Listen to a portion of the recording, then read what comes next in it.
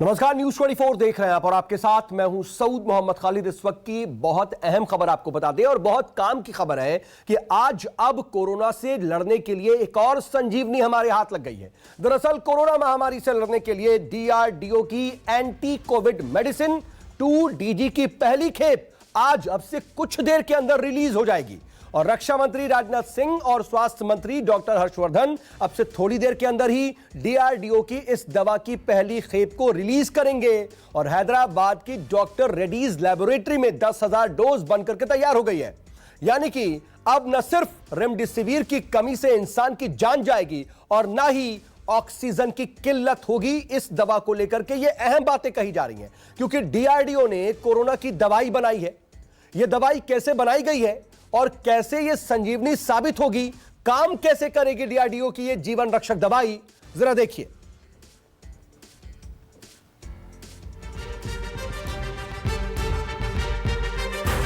DRDO के इस lab से देश को एक बहुत बड़ी खुशखबरी मिली है। कोरोना के खिलाफ इस लड़ाई में Defence Research and Development Organisation ने कोरोना के खिलाफ देश को एक बहुत बड़ा हथियार दे दिया है, 2DG। एक साल के रिसर्च के बाद डीआरडीओ के वैज्ञानिकों ने देश को संजीवनी दी है। 2DG दवाई अगले 24 घंटे में मार्केट में आने वाली है। डीआरडीओ ने 10,000 डोज का पहला बैच डिस्पैच कर दिया। बीते हफ्ते ही देश में दवाओं के रेगुलेटर DCGI से अप्रूवल मिलने के बाद इसके प्रोडक्शन को बढ़ाने पर जोर दिया जा रहा है। यह दवा पाउडर के रूप में आती है जिसे पानी में घोल कर लिया जाता है। यह दवा कोशिकाओं में वायरस को बढ़ने से रोकती है। जब कोई वायरस शरीर के अंदर इंटर कर जाता है तो सेल्स को धोखा देकर अपनी कॉपी बनाता है। साफ शब्दों में कहा जाए तो अपनी संख्या बढ़ाता है। इसके लिए वो कोशिकाओं से बड़ी मात्रा में प्रोटीन लेता है। डीआरडीओ की दवा एक सूडो ग्लूकोज है जो इसकी क्षमता को बढ़ने से रोकता है। 2-deoxyglukose 2DG जो अभी अलाउ की गई है मार्केट्स में बाय DCGI कोविड के लिए, एक अच्छा एडिशन है। ये मॉडिफाइड ग्लूकोज है। ग्लूकोज पहले से हम लोग जानते हैं, ये मॉडिफाइड ग्लूकोज है। और जो अर्ली रिजल्ट्स इनके जो आए हैं फेज 1 फेज 2 ट्रायल में, उसमें दिखाया गया कि ये वायरल क्लियरेंस में मदद करता है। हालांकि इसकी सारे फेज 3 ट्रायल्स अभी तक नहीं आए हैं, फिर भी इसको इमरजेंसी ऑथराइजेशन दिया गया है।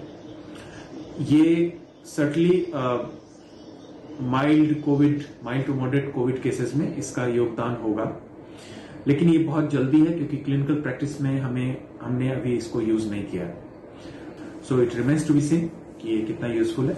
बट हालांकि इसके जो 2 अर्ली डेटाज हैं वो सजेस्ट कर रहे हैं कि ये बीमारी से रिकवर करने में मदद करता है। डीआरडीओ की 2DG को कोरोना के माइल्ड या सीरियस लक्षण वाले मरीजों को दिया जाएगा। इस दवा को डीआरडीओ ने डॉक्टर रेड्डीज लैब के साथ मिलकर बनाया है। इस दवा के पहले फेज का ट्रायल अप्रैल 2020 में किया गया था। मई 2020 में इसके क्लिनिकल ट्रायल का फेज 2 शुरू हुआ। फेज 2 में देश भर के 11 अस्पतालों के 110 मरीजों पर इसका ट्रायल किया गया। मरीजों पर दवा के अच्छे असर को देखते हुए नवंबर 2020 में फेज 3 ट्रायल शुरू हुआ। 27 अस्पतालों के 220 मरीजों पर ट्रायल किया गया। जिन लोगों में 2DG दवा दी गई उनमें से 42% लोगों में ये देखा गया कि उनकी ऑक्सीजन पर निर्भरता खत्म हो गई। वहीं जिन लोगों में ये दवा नहीं दी गई उनमें से सिर्फ 31% लोगों की ही ऑक्सीजन पर निर्भरता खत्म हुई। यानी साफ है कि ये दवा ऑक्सीजन की जरूरत को कम कर रही है। वहीं सबसे अच्छी बात यह है कि ये 65 साल से ऊपर के लोग यानी जो बुजुर्ग लोग हैं उनमें भी काम कर रही है। चूंकि ट्रायल में यह पाया गया कि इसे लेने वाले ज्यादातर मरीजों को ऑक्सीजन सपोर्ट की जरूरत नहीं पड़ती है और मरीज को अस्पताल में ज्यादा दिन रुकने की भी जरूरत नहीं पड़ती। ऐसे में इस दवा के आने से कोरोना के खिलाफ लड़ाई में हम और मजबूत हो जाएंगे। दिल्ली से पल्लवी झा के साथ ब्यूरो रिपोर्ट, न्यूज 24। तो ये दवा आखिर है क्या, कितनी कारगर है और इसके आ जाने से कोविड से लड़ने में कितनी ज्यादा आसानी हो जाएगी, इसको भी हम जरा समझेंगे। और जब ये लॉन्चिंग होगी तो वो भी हम आपको सीधी तस्वीरें दिखाएंगे। इस वक्त इस दवा से जुड़ी हुई हर चीज के बारे में बताने के लिए मेरे साथ डॉक्टरों का एक पैनल जुड़ गया है। मेरे साथ इस वक्त 3 एक्सपर्ट डॉक्टर मौजूद हैं, देश के बड़े डॉक्टर्स हैं। डॉक्टर मनोज कुमार है, मैक्स हॉस्पिटल से सीनियर कंसल्टेंट, आपका बहुत स्वागत doctor Manoj. Doctor D K Gupta मेरे साथ मौजूद है जो कि सीएमडी हैं फेलिक्स हॉस्पिटल के।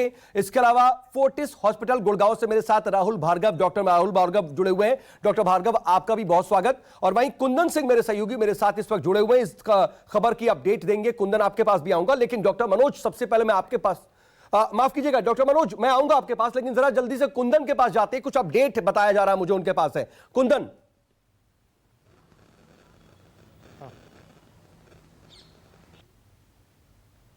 कुंदन क्या आप तक आवाज पहुंच रही है?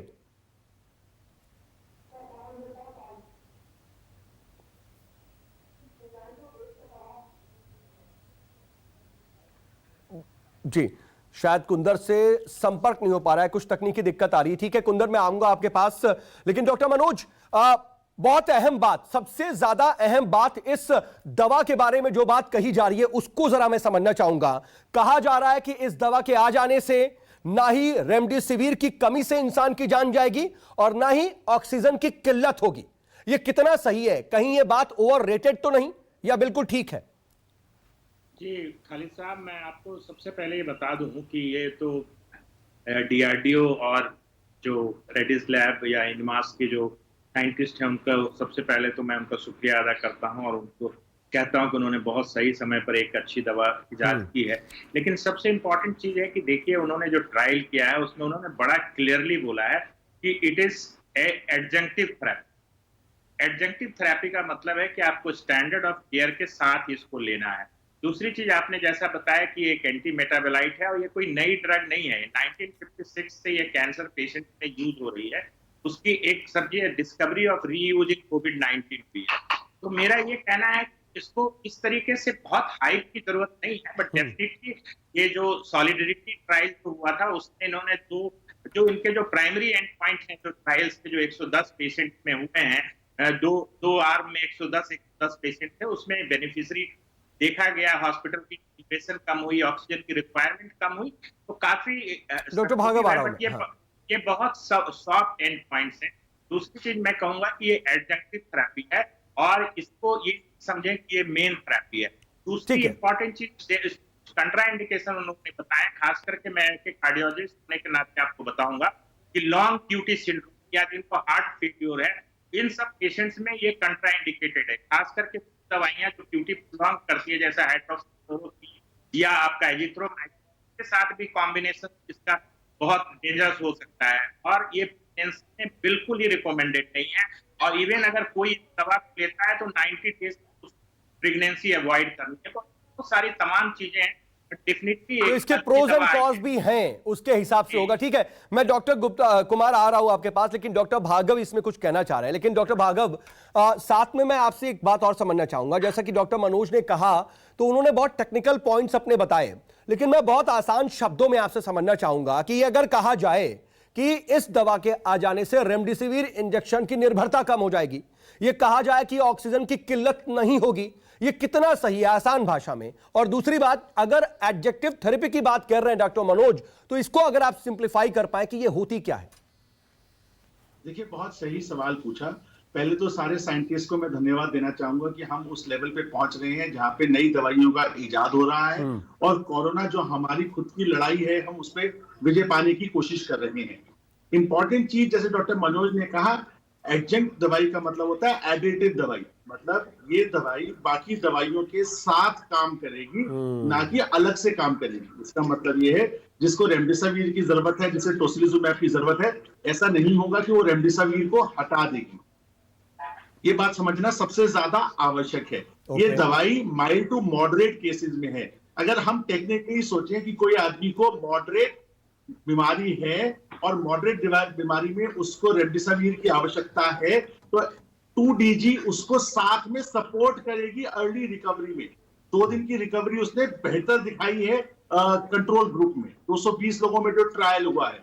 उसी के साथ में ये देखने की आवश्यकता है कि क्या ऑक्सीजन की मात्रा जिस प्रकार से 42% 36% लोगों में उसने खत्म कर दी, क्या जब लंबे बहुत सारे लोगों पे ये दवाई दी जाएगी गांव वगैरह में, तो क्या ऑक्सीजन की रिक्वायरमेंट अस्पतालों में जो नहीं है उसको ये कर्टेल करेगी? ये पब्लिक इंटरेस्ट इशू है।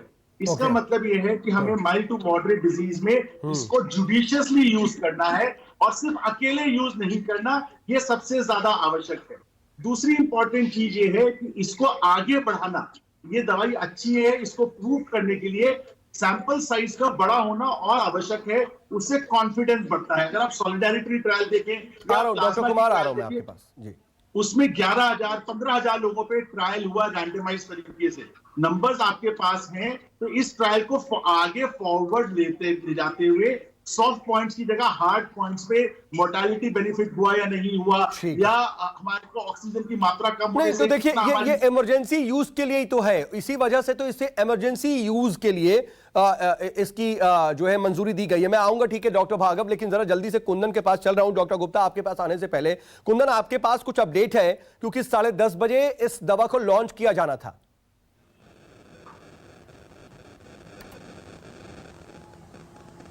बिल्कुल ठीक थोड़ी देर में दवा लॉन्च होगी, जिसमें राजनाथ सिंह जो कि देश के रक्षा मंत्री है, स्वास्थ्य मंत्री, जो डॉक्टर लैबोरेटरीज के ऑफिसर्स को फॉर्मली लॉन्च करेंगे। और 10,000 दवाओं की आज पहली खेप एक तरह से फाइनल और बड़े स्केल पे ट्रायल के लिए देश के तमाम अस्पतालों में जाएगी। और इसके बाद ये कहा जा रहा है कि जो प्रोडक्शन शेड्यूल है वो जून से स्टार्ट होगा और जुलाई। कुंदन, अब अपनी बात जारी रखिए, लेकिन उससे पहले दर्शकों को जरा बता देते हैं कि ये हम सीधी तस्वीरें दिखा रहे हैं। इस दवा के लॉन्च किए जाने की सीधी तस्वीरें हैं। रक्षा मंत्री राजनाथ सिंह आप देख रहे हैं तस्वीरों में। इसके अलावा स्वास्थ्य मंत्री डॉक्टर हर्षवर्धन को भी इस वक्त आप तस्वीरों में देख सकते हैं।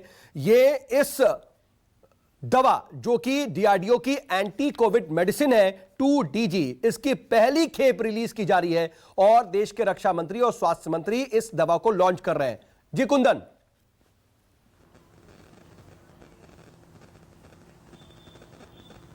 देखिए, बड़ी राहत की बात है क्योंकि अभी तक तमाम सॉलिडारिटी ट्रायल में ये पहली दवा है जिसके अच्छे रिजल्ट्स आए हैं। और जैसे कि तमाम डॉक्टर्स के पैनल बता रहे हैं, और मैं जिस अस्पताल में खड़ा हूं, बत्रा अस्पताल, उसमें भी 6 मरीजों का ट्रायल हुआ था और उनके अभी एमडी डॉक्टर CCL गुप्ता बता रहे थे कि इसका अच्छी फायदेमंद साबित हुआ। और ये कि तमाम दवाओं के साथ उस दवाओं का ट्रायल किया गया था, ऐसा नहीं कि अकेला अपने आप में वो सफिशिएंट है। और उनका ये कहना था कि अब जब अगली खेप में बड़े स्केल पे 10,000 के सैंपल पे काम होगा और उनके नतीजे अच्छे होते, फिर फाइनली फॉर्मली इस उपयोग के लिए कंटिन्यू कर दिया जाएगा। और जुलाई के बाद अगर देश में मामले बढ़ते हैं तो अगर ये दवाई सही के काम आती है, जैसे लेकिन कुंदन, अगर आप बता पाए कि इस दवा की उपलब्धता कैसे होगी? क्या जो आम कोविड मरीजों का इलाज चल रहा है उनके साथ साथ ये दवा दी जाएगी या फिर बाहर से खरीदनी पड़ेगी? इसका कोई रेट फिक्स किया गया है? इस बारे में कुछ जानकारी?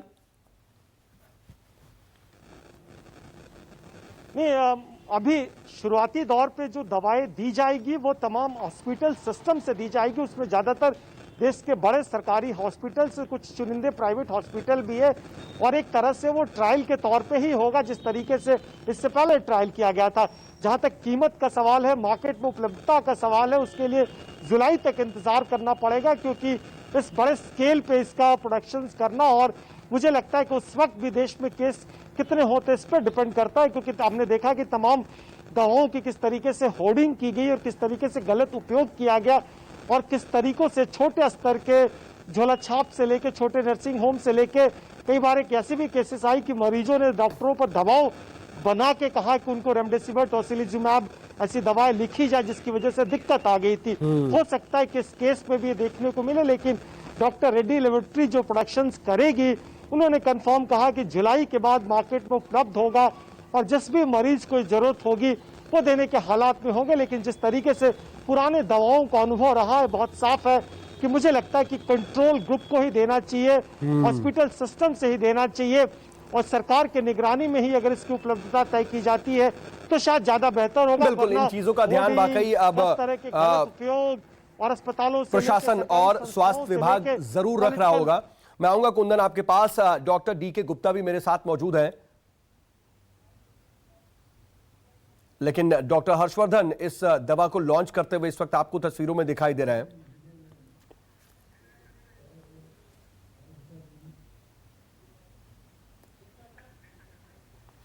ठीक है, डॉक्टर गुप्ता, मैं आपके पास आना चाह रहा हूं। देखिए, एक अहम बात यह है, कुंदन भी इस बात को बता रहे थे कि अभी जो आज लॉन्चिंग के बाद 2 दिन के बाद आप लोगों के लिए यह दवा इस्तेमाल के लिए उपलब्ध हो जाएगी, लेकिन ये एक तरह से ट्रायल बेस है, एक ब्रॉडर लेवल का ट्रायल है और इसके इमरजेंसी यूज को ही मंजूरी दी गई है। ये कितना सुरक्षित है और ट्रायल से पहले ये लॉन्चिंग हो रही है, इसको जरा समझाएं। देखिए, मैं इसमें कुछ जोड़ना चाहूंगा खालिद भाई, जो ये दवा है इसका ट्रायल अभी नहीं 2020 में चालू हुआ था, मई 2020 में, तो लगभग 1 साल हो गया 2020 से अब तक। और उसका पहले फेज 2 ट्रायल चालू हुआ जो 6 अस्पताल में था। उसके बाद जब फेज 2 ट्रायल में हमने देखा कि अच्छे रिजल्ट है, उसका फेज 2 भी ट्रायल चालू हुआ जो 11 अस्पताल में हुआ, उसमें 110 पेशेंट्स को इनरोल किया गया। उसके रिजल्ट आए तो दिसंबर 2020 में हम लोगों ने 220 पेशेंट्स पे, डबल पेशेंट्स पे ट्रायल किया। उसके जब थर्ड ट्रायल के रिजल्ट आ गए, क्लिनिकल ट्रायल फेज 3 ट्रायल के रिजल्ट आ गए, उसके बाद इसको इमरजेंसी यूज का अप्रूवल मिला है इससे हमारे DCGI से। तो ऐसा नहीं कि ट्रायल पूरे नहीं हुए, फेज 3 ट्रायल के रिजल्ट्स नहीं आए, बिना ट्रायल्स के हमने इसको लॉन्च कर दिया। और स्टडीज में देखा गया, क्लियर कट देखा गया कि 2DG जिस मरीज को हमने दवाई दी थी, उस मरीज में स्टैंडर्ड ऑफ केयर ट्रीटमेंट, जो नॉर्मल ट्रीटमेंट था, उसमें जो रिकवरी टाइम था वो 2.5 दिन ज्यादा था। 2.5 दिन पहले रिकवरी हो रही थी एज कम्पेयर टू SOC। तो मतलब 2.5 दिन पहले पेशेंट रिकवर कर रहे थे। पेशेंट की जो डिपेंडेंसी थी ऑक्सीजन पे कम हो रही थी, जल्दी हम ऑक्सीजन को हटा पा रहे थे, मिल ऑफ कर पा रहे थे। ये मॉडरेट से सीवियर मरीजों में देखा गया, माइल्ड में नहीं देखा गया। हमने जो मॉडरेट से सीवियर होते हैं, मॉडरेट और सीवियर में हमें ऑक्सीजन की जरूरत पड़ती है, उनमें देखा गया था। उनमें जो ऑक्सीजन डिपेंडेंसी थी वो कम थी, कॉम्प्लिकेशन रेट्स कम थे, हॉस्पिटलाइजेशन कम हुआ, मतलब उनका जो जल्दी छुट्टी कर सकते थे उन पेशेंट को कर पाए। उनके जो वाइटल पैरामीटर्स जिसमें हार्ट रेट है, रेस्पिरेटरी है, टेम्परेचर है, BP है, SpO2 है जिसको हम सैचुरेशन बोलते हैं, वो ज्यादा इंप्रूवमेंट था एज कम्पेयर टू SOC। तो खाली नॉर्मल दवाइयां दे रहे थे, साथ में इसको हमने सपोर्टिव ड्रग एडजेक्टिव की तरह यूज किया, उसमें ये वाइटल्स इंप्रूव हुए थे as compare to normal patient जिनको नॉर्मल दवाइयां दी गई थी। तो जब सक्सेसफुल ट्रायल होने के बाद ये सब देखने के बाद देखा गया कि जो ऑक्सीजन डिपेंडेंसी, इसमें कोई दिक्कत नहीं है, कहीं से भी कोई हार्मफुल सिचुएशन नहीं है, किसी को भी ये दिया जा सकता है, बेहद सुरक्षित है अभी के लेवल पे भी। कोई भी दवाई होती है उसके जब हम फेज 1 और फेज 2 फेज 3 ट्रायल करते हैं, उसमें सबसे इंपॉर्टेंट 2 ही पैरामीटर होते हैं, एक सेफ्टी ऑफ ड्रग, दूसरा होता है एफिकेसी ऑफ ड्रग। तो फेज 2 ट्रायल में ही हम लोग क्लियर कर लेते हैं कि जो ड्रग है वो सेफ है और एफिकेसी है।